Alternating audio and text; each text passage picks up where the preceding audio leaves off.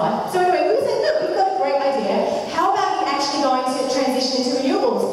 We've got a plan. We actually had somebody from Sustainable Energy Australia, Sustainable Energy Now, in the office at that time. He talked them through the 100% renewable plan. We had to chat with them about how actually renewables can work, how they can really succeed in that. We had conversations about whether or not gas was better than coal. They're pretty clear that fossil fuels are bad, so, you know, we kind of went there. We had all these great conversations, and then some of us left, and then some of us went out, and then there was a bunch of us outside with great signage. You've seen some of it around here, and we really, you know, entertained ourselves and entertained others, and we had media come down, so we're online at the West, and we're online at the ABC. And George and Daphne spoke, and we had some radio interviews, and that was all fantastic. And anyway, the police came, and we all got a bit excited because we wanted to be out for lunch. And Buru said, no, they're fine. They're not bothering anyone. In fact, we've given them tea and water. They can stay until the end of the day. So anyway, that's what we did. So we stayed for a few hours, and then we thought, oh, well, maybe if we make it a little bit annoying. So another bunch of us went in, and we got a bit bigger. And they were like, oh, as long as you stay over there. So we were like, well, we'll go over here then. And they didn't like that very much, but they kept giving us water. Because I think they knew they were going to stop our access to the toilet. So you give people lots of tea and water, and then say that there's no toilet. And then, after a while, you turn the lift off, so that if they go out, they can't come back in. It's a really good tactic. But luckily, we got onto them. So, they stayed a little longer. Everybody else tried to leave. Our crew weren't going. We had 74-year-old Trish, grandmother. She's pretty clear. She's probably no fracking way. She was pretty clear. She was not leaving until she got her request back, or was taken out by the police. It didn't matter how many times Buru tried to bribe them with trips up to Buru to check out the fracking sites. Our team were not going anywhere. So both Trish and Kathy were pretty adamant they were staying. So the rest of the support team came out. Peter, where are you, Peter?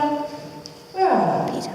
Over there. Peter back over there. He was one of the last out. So he was in there from like 9:15 this morning, and we all met at like stupid o'clock this morning. So he was there until 5:15, and then he's come down here so he can be a part of us. And then Trish and Kathy, they've only just got out of the police station. So we did get them arrested. They're very, very happy. It's a bizarre thing, really, to be celebrating getting arrested. But as many people have heard before, when your democratic rights are taken away, when your legal rights are taken away, then actually sometimes it's our moral obligation to take these actions. And so those ladies today, Kathy Hall, many of you will know her from Fremantle, 66-year-old Kathy, sustainability student down here in Frio, and Trish McCall, part of No Fracking Way, have actually turned around and said, thank you very much, Buru. We heard your plans. We actually dissent. And we'll be back. So if you want to be a part of that kind of action, make sure you come and talk to us. There's going to be a lot more. This was staged many letters of many more letters to go. So this was us, part of a national movement to put the fossil fuel industry on notice here in Australia. It started with the blockade on Friday of the coal ship that George talked about. Yesterday there was an occupation of Whitehaven Sydney coal office. This morning the Minerals Council got descended on and 10 people were arrested in Canberra. Then we have Buru. Watch, if you're on social media, watch the hashtag Stand Up for the Pacific and hashtag Climate Warriors. I reckon something might be happening tomorrow as well. So there's now, and we also, sorry I forgot, we also today had Miklo and the team up at the camp. They were also blockading, so they've been there for 45 days or so now. So they're pretty adamant, they're restricting access for Buru to go into this area so that they can do their test work. So I know, it's like, so if you never got a chance to go up to James Price Point, it's alright, we've got it sorted for you. So we have a blockade, it's ready, it's going, and you can go up there now, and you can prepare to go up next year. So they were there, and we also had an action at Town Beach as well. So we managed to hit Buru in Buru, at the camp, and in the city today. So, there are some actions to take, yeah? So from now we're going to look at what next for you guys. So, as I said, if you would like to get arrested, come and talk to me.